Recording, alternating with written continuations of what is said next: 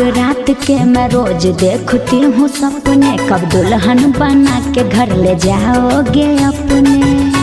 अरे बोलो भी। हुआ प्यार हुए कुछ दिन और पूछती हो तुम, अच्छा। कब शादी कर रहे हैं बोलो हम और तुम। बेबी बदन पे लगवाने की हल्दी है जो अधिक तुम्हें शादी की जल्दी, शादी की जल्दी। तो क्या हुआ?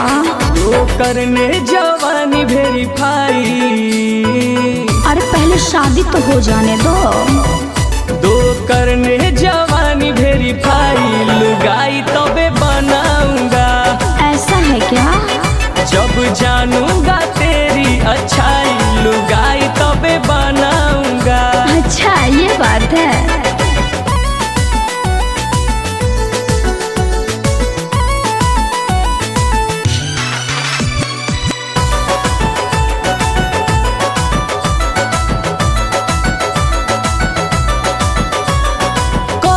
केहू को दिल ली हो न दी हो, कभी किसी के साथ कुछ न की हो। समझी? क्या समझी? आई शपथ के हो टच नहीं किया, तुम्हारे सिवा के हो किस नहीं लिया।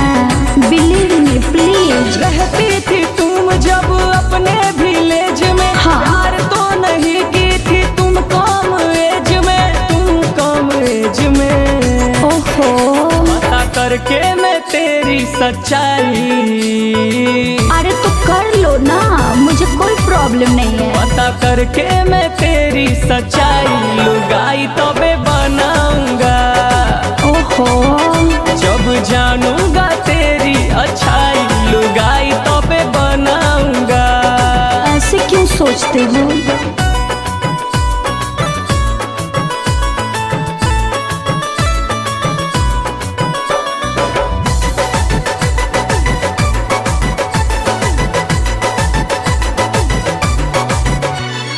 फर्स्ट हैंड हो कि तुम माल सेकंड हैंड हो।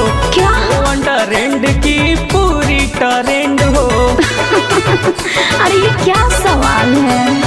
सच कह रही हूँ, बस फीलिंग है भीतर, लेकिन मेरे मजनू मेरा दिल है पवित्र। समझे?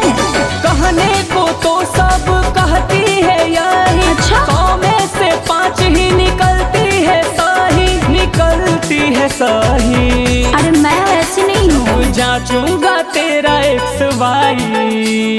अरे तो सारा पता कर लो ना, लेट क्या है? जांचूंगा तेरा XY, लुगाई तबे बनाऊंगा। ओके ठीक है। जब जानूंगा तेरा अच्छाई, लुगाई तबे बनाऊंगा। अरे ठीक है बाबा, ठीक है।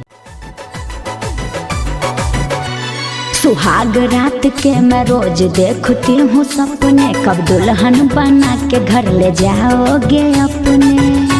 अरे बोलो भी।